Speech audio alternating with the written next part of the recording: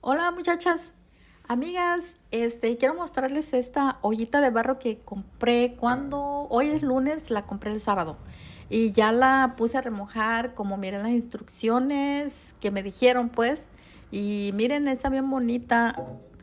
Es también como para poner algo a hervir porque tiene su tapadera y en sus tapaderas tiene para que se salga como el aire cuando se está hirviendo, miren. Pero la puse a remojar toda la noche con agua.